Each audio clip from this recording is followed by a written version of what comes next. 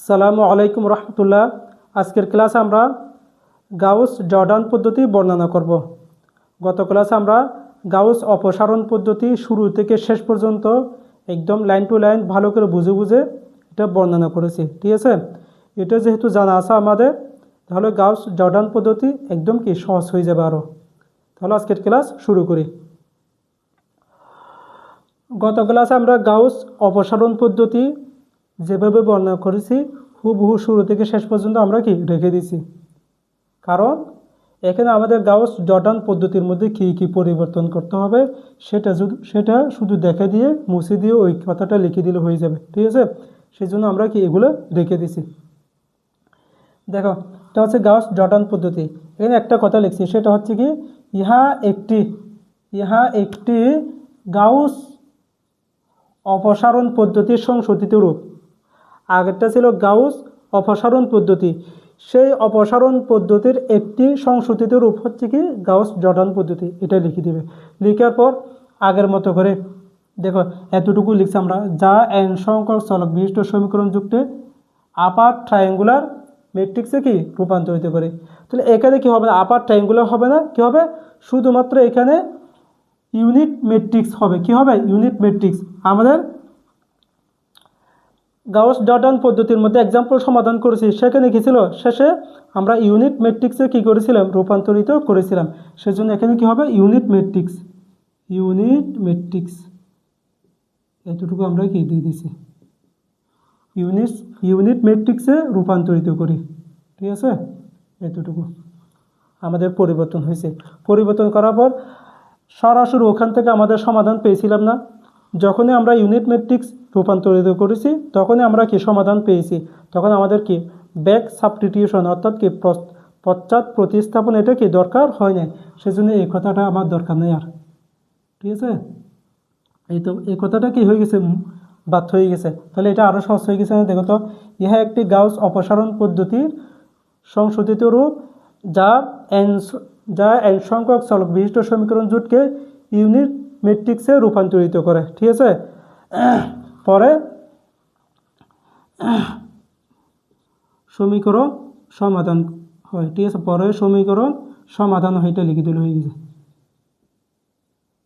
সমীকরণ সমাধান করে এতটুকু।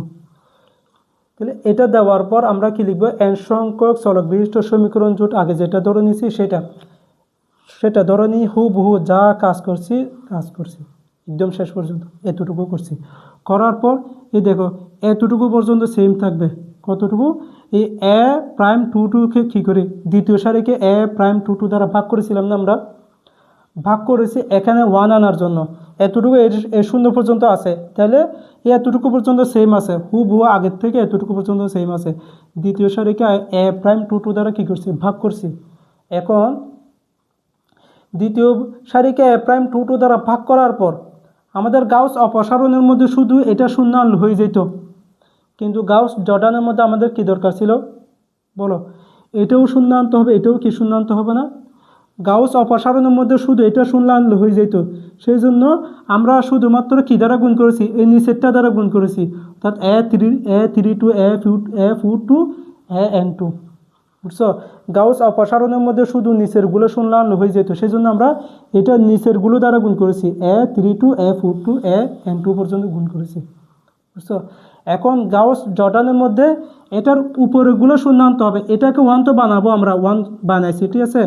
দ্বিতীয় সারিকে এটা দ্বারা ভাগ করে দিয়েছি, এখানে ওয়ান বানিয়েছি। তারপর উপরেরটাও শূন্য আনতে হবে না। এগুলো শূন্য আনার জন্য আমরা নিচেরগুলো দ্বারা গুণ করেছি না। একইভাবে যেহেতু উপরেরটাও শূন্য আনতে হবে, উপরে কি আছে, উপরে 1 2 আছে শুধু, তাহলে এটাকে আমরা 1 2 দ্বারাও কী করে দিব, গুণ করে দিব। শুধুমাত্র এর আগে একটা কি হবে, a1 2 হবে, এ প্রাইম 1 2 হবে, বুঝছো। এখানে এই এ প্রাইম 1 2 দ্বারা কী করতে হবে, গুণ করতে হবে। এখানে নিচেরগুলো শূন্য আনতে হবে, সেই জন্য নিচেরগুলো দ্বারা গুণ করছি। এখন উপরেরটাও শূন্য আনতে হবে, সেজন্য উপরে এ প্রাইম 2 দ্বারাও কী করেছি, দ্বিতীয় সারিকে গুণ করেছি, ঠিক আছে। দ্বিতীয় সারিকে গুণ করেছি। গুণ করার পর আগেরটার মতো সেম এখানে এগুলো দ্বারা গুণ করেছি, আবার এগুলো থেকে বিয়োগ করে দিয়েছি। দেখো এটা থেকে আর কি নিচেরগুলো দ্বারা গুণ করেছি, নিচেরগুলো থেকে বিয়োগ করেছি, ঠিক আছে। এই 3 থেকে গুণ করেছি, 3 থেকে কী করে দিছি বিয়োগ করে দিছি, এরপর এটা থেকে এটা দ্বারা গুণ করেছি, এটা থেকে কি বিয়োগ করে দিছি। কিন্তু এখন এটা দ্বারা গুণ করেছি, এটা থেকে বিয়োগ করে দিতে হবে শূন্য আনার জন্য। এখানেও কি হবে প্রথম, জাস্ট এটা কি প্রথম সারি না, এটা কি ছিল তৃতীয় চতুর্থ এনতম সারি, তৃতীয় চতুর্থ এনতম সারি। এখন যেহেতু 1 2 নিছি, ঠিক আছে, তাহলে এটা কি প্রথম সারি, এখানে কি হবে প্রথম হয়ে যাবে, ঠিক আছে, প্রথম তৃতীয়, আগে তৃতীয় চতুর্থ এনতম সারি পর্যন্ত কি গিয়েছিল। এখন শুধুমাত্র একটা কি প্রথমে এটা কি হয়ে গেছে যুক্ত হয়ে গেছে, যেহেতু আমাদের উপরটা কি শূন্য লাগবে, তাহলে এতটুকু শেষ। এতটুকু করার পর আগেরটা আমরা এতটুকু দেওয়ার পর কী লিখছিলাম, এই পদ্ধতি অগ্রসর হয়ে যেন প্রধান কর্ণের নিচের সবগুলো উপাদান শূন্য হয়। এখন দিতে হবে যে এই পদ্ধতি অগ্রসর হয়ে যেন কী হবে, একটি একক ম্যাট্রিক্সে রূপান্তরিত হবে। আমাদের গাউস অপসারণ পদ্ধতির জন্য নিচের উপাদানগুলো কি শূন্য হয়ে গেলে হয়ে যেত, ঠিক আছে, অর্থাৎ প্রধান কর্ণের নিচের উপাদানগুলো শূন্য হলে হতো, ঠিক আছে। এখন আমাদের তো সরাসরি কি একটা একক ম্যাট্রিক্স, ইউনিট ম্যাট্রিক্স কী হবে দরকার হবে। এই জন্য আমরা লিখব এই পদ্ধতি অগ্রসর হয় যেন একটি একক ম্যাট্রিক্সে কী হয় রূপান্তরিত হয়, জাস্ট এটা লিখে দেব, যেন একটি একক, জাস্ট আমরা উদাহরণ যেটা জানা আছে সেটা, একক ম্যাট্রিক্সে রূপান্তরিত হয়, ঠিক আছে।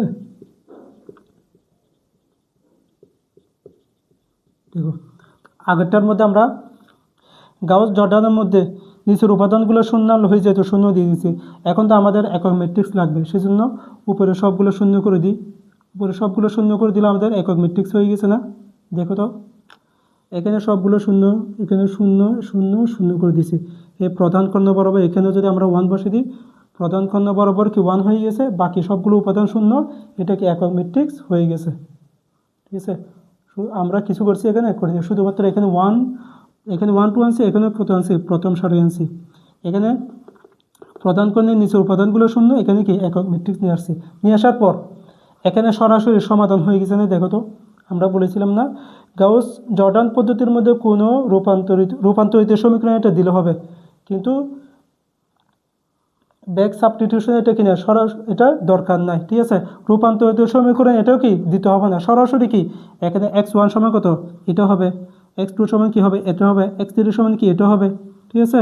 তাহলে এটা ধরে এখানে x3 এটা, এখানে 1 এটা এখানে আছে আর কি, এরপর যেতে যেতে xn সমান কত হবে এটা হবে না, সরাসরি সমাধানটা কি পেয়ে যাচ্ছি।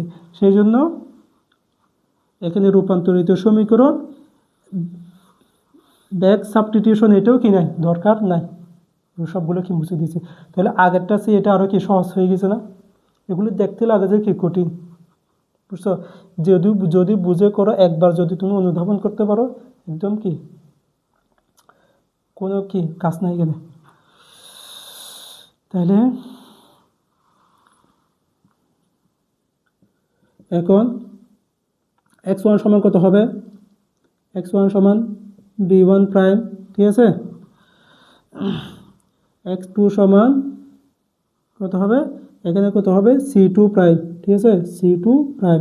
এভাবে xn সমান কত হবে kn প্রাইম, ঠিক আছে। এইভাবে সমাধান পাওয়া যাবে।